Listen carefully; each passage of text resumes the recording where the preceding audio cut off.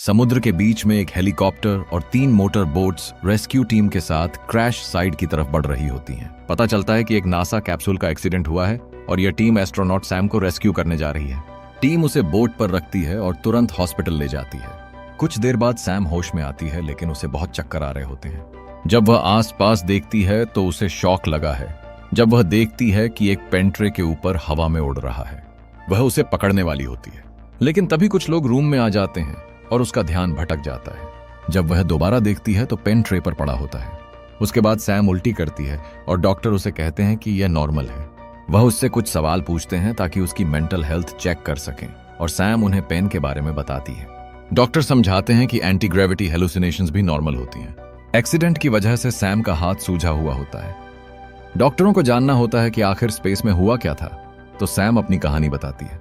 Sam को mission control से कुछ निर्देशांक मिल गए थे और सब कुछ ठीक चल रहा था, लेकिन उसे लगता है कि वह किसी चीज से टकरा गई थी। सैम को लगता है कि वह फ्री फॉल के दौरान बेहोश हो गई थी, लेकिन वह इस बारे में खुद भी श्योर नहीं है। डॉक्टर कहते हैं कि कुछ चीज कैप्सूल को छेद गई थी और उसका हेलमेट टूट गया था। उन्हें नहीं पता क्या था, लेकिन वह समझते हैं कि वह मीटियो डिब्री हो सकता है। उसके सूट पर जो पार्टिकल्स मिले हैं वह एनालाइज किए जा रहे हैं ताकि कुछ जवाब मिल सके। कुछ देर बाद सैम से उसका हस्बैंड मार्क और उनकी बेटी ईजी मिलने आते हैं, लेकिन क्योंकि वह अभी क्वारंटीन में होती है, वह उनसे सिर्फ ग्लास वॉल के पार से बात कर सकती है। उसका फादर विलियम भी उससे मिलने आता है और बताता है कि पेंटागन भी नासा के साथ इन्वेस्टिगेशन में जुड़ रहा है, क्योंकि उन्होंने उसके री एंट्री के दौरान कुछ अजीब फ्रीक्वेंसीज डिटेक्ट की थी। उसके लिए एक गवर्नमेंट हाउस असाइन किया गया है ताकि वह बिना रिपोर्टर्स के परेशान किए रिकवर कर सके। एक डॉक्टर उनके रेनियन के बीच आकर सैम को और टेस्ट्स के लिए ले जाता है। सैम ग्लास के पार से ईजी का हाथ छूती है और वादा करती है कि वह उससे जल्दी मिलेगी। जब फाइनली सैम को मूव करने का टाइम आता है, एक पूरा कॉन्वॉय उसे एक घर तक ले जाता है जो बिल्कुल सुनसान जगह पर होता है। मिशेल उसे घर का टूर करवाती है और बताती है कि सरकार ने यह जमीन 1950 के दशक में वेपन टेस्टिंग के लिए खरीदी थी और अब यह डिप्लोमेट्स के रहने के लिए यूज होती है। बाहर एक टेलीस्कोप भी लगा हुआ है ताकि सैम स्पेस को मिस ना करें। जब वह टेलीस्कोप यूज करती है तो उसे एक तेज आवाज सुनाई देती है और चक्कर आने लगते हैं। साथ ही उसके दिमाग में अजीब और अनजान यादें चमकने लगती हैं। मिशेल उसे समझाती है कि यह कॉमन है और उसे तब तक संभालती है जब तक वह आवाज गायब नहीं होती। बाद में मिशेल उसे याद दिलाती है कि उसे विभिन्न लक्षण जैसे नाक से खून आना और मतिभ्रम अनुभव हो सकते हैं। अगर सैम दोबारा काम पर लौटना चाहती है तो उसे रिकवरी पर फोकस करना होगा, क्योंकि 2 महीनों में उसका असेसमेंट टेस्ट होगा। डॉक्टर रोज सुबह उसकी चेकअप के लिए आएंगे। टीम के जाने के बाद सैम को भयानक सिर दर्द होता है। वह अपना टेम्परेचर चेक करती है, लेकिन बुखार नहीं होता। वह अपना बैंडेज हटाकर हाथ देखती है तो एक जख्म दिखाई देता है। फिर वह अपना सामान अनपैक करने लगती है, लेकिन उसके नाक से खून निकलने लगता है तो उसे रुकना पड़ता है। वह कपड़ा लेने के लिए किचन जाती है, तभी उसकी बेस्ट फ्रेंड वेल का वीडियो कॉल आता है। बात करते वक्त अचानक सैम चुप हो जाती है और कुछ सेकंड तक बैकयार्ड की तरफ घूरती रहती है। वेल उसका नाम लेती रहती है जब तक सैम होश में नहीं आती। सैम माफी मांगती है और कहती है उसे लगा कि बाहर कुछ है। जब वह दूसरे कमरे में जाती है तो बाहर की शैडो में कुछ हिलता हुआ नजर आता है। वेल सैम को कहती है कि वह अपने सिम्पैटम्स को थोड़ा कम दिखाए ताकि वह जल्दी काम पर लौट सके।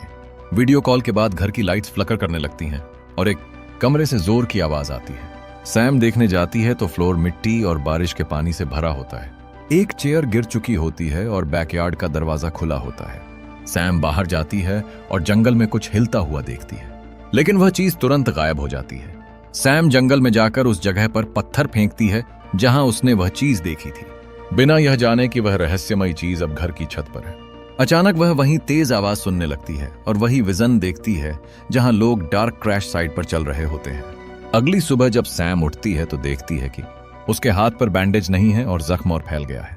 जब वह ब्रेकफास्ट बना रही होती है तो एक अंडा काउंटर के ऊपर हवा में उड़ता दिखाई देता है। सैम जब उसे छूती है तो वह हिलने लगता है, लेकिन जैसे ही मेडिकल टीम आती है अंडा काउंटर पर गिरकर टूट जाता है। सुबह का बाकी हिस्सा टेस्ट्स में निकलता है। एक्सरसाइज करते वक्त सैम को पैर में दर्द होता है और वह कहती है कि बस क्रैम्प है। टेस्ट्स के बाद वह शरीर के सॉफ्ट स्पॉट्स पर आइस लगाकर लेट जाती है। मिशेल माफी मांगती है कि टेस्ट सेंटेंस थे, लेकिन कहती है कि सारा डाटा स्पेस प्रोग्राम के लिए बहुत वैल्यूएबल है। वो सैम से पूछती है कि कोई और सिम्पैटम्स तो नहीं हुए, और सैम झूठ बोलकर कहती है कि सब ठीक है। टीम के जाने के बाद सैम मार्क को कॉल करती है और कहती है कि वह रिकवरी के बाद फैमिली ट्रिप पर जाना चाहती है। मार्क कहता है कि फैमिली ट्रिप का आइडिया बेकार है, क्योंकि अगर उनका तलाक हो गया तो इजी के लिए उन्हें साथ देखना और मुश्किल बना देगा। सैम को बुरा लगता है और वह कहती है कि वह अभी सब कुछ समझने की कोशिश कर रहे हैं, लेकिन मार्क याद दिलाता है कि उन्होंने इजी को लगभग खो दिया था और तब से सब कुछ बहुत मुश्किल रहा है। वो कहता है सैम महीनों तक ट्रेनिंग के लिए दूर थी, फिर स्पेस में चली गई और जैसे ही मौका मिलेगा वह दोबारा मिशन ले लेगी। बेचैन सैम कहती है कि वह दोनों उसके लिए बहुत इंपॉर्टेंट है और वह चाहती है कि इजी को वह फैमिली मिले जो उसे कभी नहीं मिली। तब पता चलता है कि इजी अडॉप्टेड है क्योंकि इनकी अपनी औलाद नहीं हो सकती थी, लेकिन मार्क कहता है कि अडॉप्शन ने वह सुख नहीं दिया जैसा उन्होंने सोचा था। तभी इजी उनकी बात के बीच आकर अपनी फैमिली की ड्राइंग दिखाती है, जिसमें उनके साथ कुछ स्पेस के लोग बने होते हैं। बाद में सैम वुड्स में वॉक पर जाती है और फिर से वही तेज दर्द भरी आवाज सुनाई देती है। उसके दिमाग में स्मोक से भरे एरिया में एक सर्च टीम के फ्लैशेस दिखाई देते हैं। जब सब कुछ रुकता है, सैम नीचे देखती है और पत्तों के नीचे एक केबल मिलती है। वह केबल को फॉलो करती है और एक पत्थर मिलता है जिसमें लाइट चल रही होती है। जब वह उसे उठाती है तो समझ जाती है कि यह पत्थर नकली है और उसके नीचे कैमरा लगा हुआ है। सैम घबराकर आसपास देखती है और दूसरा केबल मिलता है। उसे फॉलो करने पर एक और फेक रॉक मिलती है जिसमें कैमरा छिपा होता है। जब वह वापस जाने लगती है तो पेड़ की जड़ से टकराकर गिर जाती है और बेहोश हो जाती है। फिर वह अपने बेड पर होश में आती है। उसे सिर में तेज दर्द होता है और बालों में खून मिलता है। तभी वह देखती है कि कोई बाहर है और एक आदमी रूम में आता है। वह कहता है कि उन्होंने उसे बाहर बेहोशी की हालत में पाया और अंदर लाया। जब सैम पूछती है कि वह कौन है तो पता चलता है कि उसका फादर विलियम आया है। विलियम बताता है कि जब वह घर आया और घर खाली मिला तो उसने सर्च टीम बुलाई थी। वह सैम को डांटता है कि वह आराम नहीं कर रही। सैम कैमरों के बारे में पूछती है तो विलियम बताता है कि उसने नासा को घर के सारे डिटेल्स नहीं बताए थे क्योंकि उसे नहीं लगा था कि सैम इतना एक्सप्लोर करेगी। फिर वह उसे नीचे ले जाता है और एक सीक्रेट एरिया खोलता है जो फर्नीचर के पीछे छिपा होता है। वह बताता है कि यह एक सेफ हाउस है। नीचे एक और सीढ़ियों से गुजरकर वह एक बड़े एरिया में पहुंचते हैं जहां कई लिविंग क्वार्टर्स बने हुए हैं। पीछे का रूम सेंट्रल सिस्टम है जो अपने इंडिपेंडेंट पावर सोर्स पर चलता है। विलियम कंप्यूटर ऑन करता है और सैम को दिखाता है कि घर के आसपास बहुत सारे सिक्योरिटी कैमरे लगे हुए हैं। इमरजेंसी के समय बिल्डिंग खुद को 3 लेयर के स्ट्रैंग गेस्ट मटेरियल के पीछे लॉक कर लेती है। एक डिफेंस सिस्टम भी है, लेकिन विलियम कहता है कि शायद उसे इस चीज की जरूरत नहीं पड़ेगी। उनके जाने के बाद कैमरा स्क्रीन ग्लिच करने लगती है। विलियम के जाने के बाद सैम अपने हाथ की हालत चेक करती है और देखती है कि जख्म अब उसके बाजू तक पहुंच गया है। वो उसकी फोटो लेकर वेल को भेजती है और दवाई लेती है। वेल रिप्लाई करती है कि बस थोड़ा आइस लगा ले, सब ठीक हो जाएगा। शाम में सैम बाहर जैकूजी में रिलैक्स कर रही होती है जब तेज हवा चलने लगती है। अचानक हवा रुक जाती है और जंगल से अजीब सी आवाजें आती हैं। बस 1 सेकंड बाद हवा फिर से चलने लगती है। परेशान सैम अंदर आकर मार्क को कॉल करती है, लेकिन वॉइस मेल लगता है। उसी वक्त घर की लाइट्स फ्लकर करने लगती हैं। सैम फ्लैशलाइट पकड़कर बालकनी पर जाती है, लेकिन कुछ अजीब नजर नहीं आता। जब वह वापस अंदर जाती है, लाइट्स बंद हो जाती हैं और दरवाजे के पास एक अजीब मॉन्स्टर दिखाई देता है। सैम को समझने में एक पल लगता है कि उसने क्या देखा, लेकिन जब वह दोबारा देखती है तो मॉन्स्टर गायब होता है। फिर लाइट्स वापस आती हैं और सैम डर के बावजूद दरवाजा खोलकर चेक करती है। वह फ्लैशलाइट के साथ आसपास देखती है, लेकिन इस बार भी कुछ नहीं मिलता। वो अंदर आकर दरवाजा लॉक करती है और अलार्म सिस्टम एक्टिवेट करती है, लेकिन बेडरूम जाते वक्त हाउस आई अनाउंस करता है कि एक ब्रिज डिटेक्ट हुई है और लॉकडाउन शुरू हो गया है। मेटल पैनल्स सारे डोर्स और विंडोज के ऊपर बंद हो जाते हैं और सैम घर के अंदर फंस जाती है। वह तुरंत फोन से कॉल करने की कोशिश करती है, लेकिन नेटवर्क डेड होता है। तभी वह फिर से वही चीखती हुई सी आवाज सुनती है जो उसके कानों में दर्द देती है। पीछे से कुछ आहट आती है, लेकिन जब वह मुड़कर देखती है तो कुछ नहीं होता। फिर पड़ोस वाले रूम से ग्रोलिंग सुनाई देती है तो घबराकर सैम नीचे भागती है। क्रिएचर उसके पास से तेजी से भागता हुआ निकल जाता है। सैम पावर स्विच दबाती है, लेकिन कुछ काम नहीं करता। एग्जिट डोर्स भी नहीं खुलते। तभी उसके सामने दरवाजे का हैंडल हिलने लगता है, लेकिन जैसे ही वह फ्लैशलाइट उस पर डालती है, सब शांत हो जाता है। थोड़ी देर के हिचकिचाहट के बाद वह दरवाजा खोलकर बाहर जाती है। लाइट्स फ्लिकर करती हैं और विंडो के पास एक पौधा हिलता है। सैम घबरा जाती है और फ्लैशलाइट गिर जाती है। वो उसे उठाती है और जैसे ही प्लांट की तरफ देखती है, एक डरावना हाथ कांच को छूता है। सैम चीख कर नीचे भागती है, सीक्रेट एंट्रेंस खोलती है और बंकर एरिया में दौड़ जाती है ताकि सिक्योरिटी कैमरे चेक कर सके। पहले स्क्रीन काम नहीं करते, लेकिन वह एक स्विच प्रेस करती है और सब ऑन हो जाता है। कैमरों पर उसे घर के बाहर घास पर वह डरावना क्रिएचर झुका हुआ नजर आता है। जब लाइट फ्लकर करती है वह क्रिएचर गायब हो जाता है। अचानक सैम की नींद फोन की घंटी से खुल जाती है और उसे पता चलता है कि वह कंप्यूटर डेस्क पर सो गई थी। वह भागकर ऊपर जाती है और देखती है कि विलियम अपनी टीम के साथ आया हुआ है। सैम उसे बताती है कि जनरेटर में कुछ प्रॉब्लम है। विलियम कहता है कि उन्होंने कुछ ब्लैकआउट्स डिटेक्ट किए हैं और अपनी टीम को काम पर लगाता है। सैम कहती है कि कोई घर के अंदर आया था, तो विलियम उसे कहता है कि वह सिक्योरिटी फुटेज चेक करके बताएगा। फिर टेस्ट्स शुरू होते हैं। मिशेल सैम के जख्म को देखती है और कहती है कि यह नॉर्मल नहीं लग रहा, तो वह एक्सरे के लिए अपॉइंटमेंट सेट करती है। कुछ देर बाद मार्क और ईजी सैम से मिलने आते हैं। जब विलियम अपनी ग्रैंड डॉटर के साथ टाइम बिताता है, मार्क और सैम जंगल में प्राइवेट बात करने जाते हैं। सैम उसे बताती है कि उसने एक क्रिएचर देखा जो इस दुनिया का नहीं लग रहा था और उसे लगता है कि शायद कोई एलियन उसके साथ स्पेस से जमीन पर आ गया है, क्योंकि उसका मिशन स्पेस में सिग्नल्स ब्रॉडकास्ट करना था। मार्क कुछ बोलने ही वाला होता है कि ईजी आ जाती है। उसके बाद विलियम और सैम मिलकर सिक्योरिटी कैमरे चेक करते हैं। जब सैम ने मॉन्स्टर देखा था, उसी वक्त सिक्योरिटी स्क्रीन्स ग्लिच करने लगती हैं, लेकिन घास पर कोई मॉन्स्टर नजर नहीं आता। विलियम कहता है कि वह बस स्ट्रेस की वजह से हेलुसिनेट कर रही है और उसे आराम करना चाहिए। विलियम के ऊपर जाने के बाद सैम कंप्यूटर से घर का स्कैन करवाती है। सिस्टम डिटेक्ट करता है कि अंदर 9 लोग हैं, बिल्कुल उतने ही जितने उसके फैमिली और विलियम की टीम के हैं। थोड़ी देर बाद ईजी, मार्क और सैम वुड्स में वॉक पर जाते हैं। मार्क काफी टाइम बाद थोड़ा प्यार दिखाता है। अचानक वह एक अजीब सी आवाज सुनते हैं और देखते हैं कि ईजी गायब है। दोनों घबराकर उसे ढूंढने लगते हैं। तभी ईजी हाथ में एक मरा हुआ इंसेक्ट लिए हुए अचानक उनके पीछे आकर खड़ी होती है। उसके तुरंत बाद जंगल के सारे कीड़े चिल्लाने लगते हैं। ये सब देखकर फैमिली डर जाती है और घर की तरफ भागती है। जब वो भागते हैं तो उन्हें शॉक लगता है कि हजारों कीड़े वुड से निकलकर उनके आसपास उड़ रहे होते हैं। फैमिली घर में घुस जाती है और खौफ से देखती है कि सारे कीड़े विंडोज पर चिपक रहे हैं। वो इतना ज्यादा होता है कि सनलाइट तक ब्लॉक हो जाती है। कुछ मिनट बाद सब कीड़े गायब हो जाते हैं, लेकिन ग्लास चिपचिपा हो जाता है। जब कपल चेक करते हैं तो देखते हैं कि सारे इंसेक्ट्स विंडो के बाहर मरे पड़े हैं। थोड़ी देर बाद क्लीनिंग टीम आकर सब साफ करने लगती है और एक नासा ऑफिसर यह थ्योरी देता है कि यह शायद एनवायरमेंटल इम्बैलेंस की वजह से हुआ। सैम अपने कैप्सूल टेस्ट के रिजल्ट्स के बारे में पूछती है, लेकिन लैब के पास अभी कोई अपडेट नहीं होती। मार्क ईजी के साथ चला जाता है, लेकिन वादा करता है कि रात में दोनों फिर मिलने आएंगे। उसके बाद सैम को अपने पैर में अजीब सा दर्द फील होता है। जब वह शू उतारती है तो देखती है कि उसका टो से खून निकल रहा है। वह तुरंत बाथरूम भागकर शॉक उतारती है और वाउंड होने लगती है, लेकिन नजदीक से देखने पर पता चलता है कि चोट पूरे पैर के ऊपर तक फैल गई है। जब वह टो को छूती है तो उसका नेल निकल जाता है और वह दर्द से चीख पड़ती है। बैंडेज लगाने के बाद सैम अपने जख्म वाले हाथ पर आइस रखती है। तभी लाइट्स फ्लिकर करने लगती हैं तो वह डरकर टेबल को बैक डोर के सामने लगा देती है। फिर वो इंटरनेट पर अजीब कीड़ों से जुड़ी घटनाएं सर्च करती है और पढ़ती है कि जो मैग्नेटिक डिस्टर्बेंसेस ऐसी चीजों का कारण होती हैं और कुछ लोग इन्हें यूएफओ साइटिंग्स और एडक्शन से जोड़ते हैं। आर्टिकल की तस्वीरों में उसे ऐसे लोग दिखते हैं जिन पर उसके जैसे काले झाकम हैं।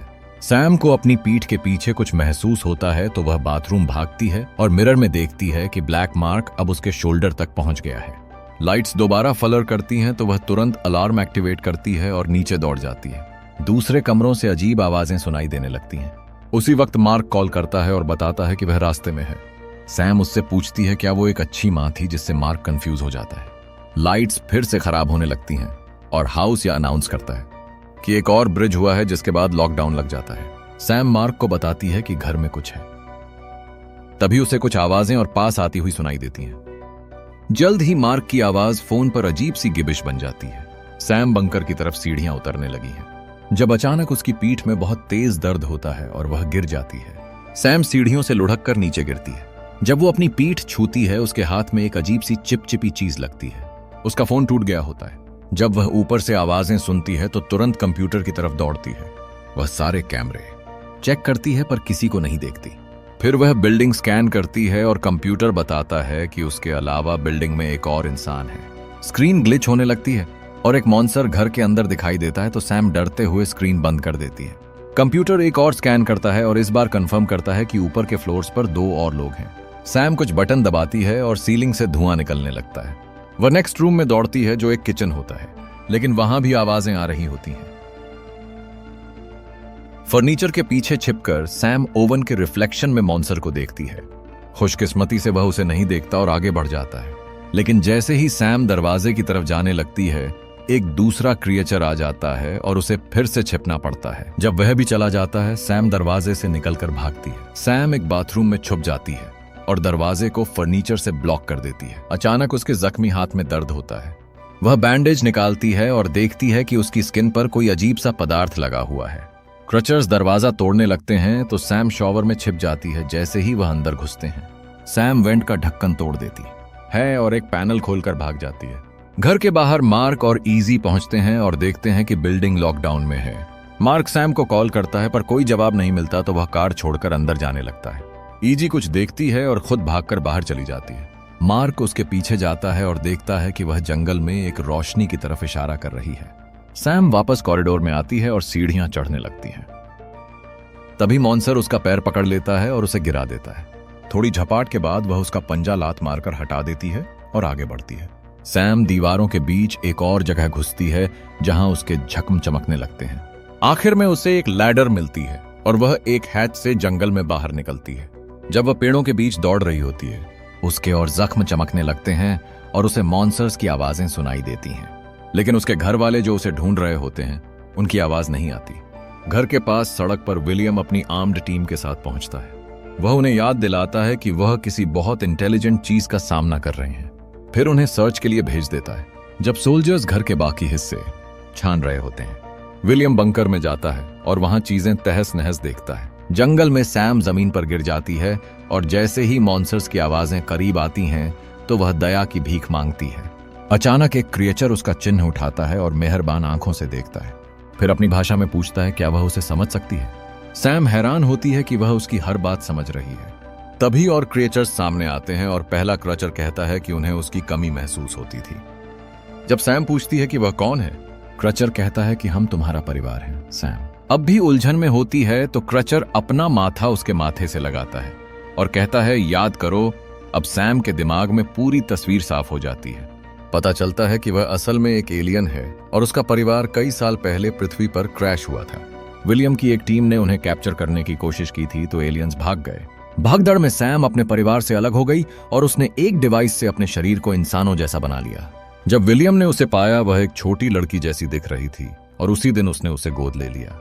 उसका एलियन परिवार ने उसकी तलाश कभी नहीं छोड़ी क्योंकि उन्हें पता था कि यह रूप का बदलाव कुछ साल बाद खत्म हो जाएगा। उन्होंने ही उसका कैप्सूल तोड़कर उसे जगाया था।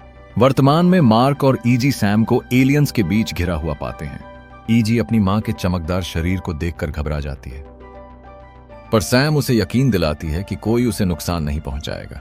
तभी विलियम आता है और कह देता है कि उसे हमेशा पता था वो क्या है। उसी ने उसे एस्ट्रोनॉट बनने के लिए प्रेरित किया था और जानबूझकर उसे उस मिशन पर भेजा था ताकि एलियंस को दोबारा जमीन पर बुलाया जा सके। अब वह एलियंस को गवर्नमेंट प्रॉपर्टी बनाना चाहता है और इस काम के लिए अपनी टीम को बुलाता है। विलियम सैम से कहता है कि एलियंस को सरेंडर करने को बोलो, पर वह मना कर देती है। जब वह बंदूक निकालता है, मार्क उसे धक्का मारकर गिरा देता है और कुछ मुक्के लगाता है। इस दौरान सैम का कैमोफ्लाज खत्म हो जाता है और वह अपनी असली एलियन फॉर्म में आ जाती है। सोल्जर्स करीब आ रहे होते हैं तो मार्क सैम से कहता है कि अपनी खातिर भाग जाओ। इजी अपना हाथ बढ़ाती है और सैम अपने पंजे से उसे छूती है, फिर अपने परिवार के साथ भाग जाती है। जब तक सोल्जर्स पहुंचते हैं, एलियंस एक तेज चमकदार स्पेसशिप में पृथ्वी छोड़कर जा चुके होते हैं और यही मूवी खत्म हो जाती है। अगर आपको यह वीडियो अच्छी लगी हो तो चैनल को सब्सक्राइब करें और बेल आइकन दबा दें ताकि ऐसी और वीडियो आप तक पहुंचती रहे।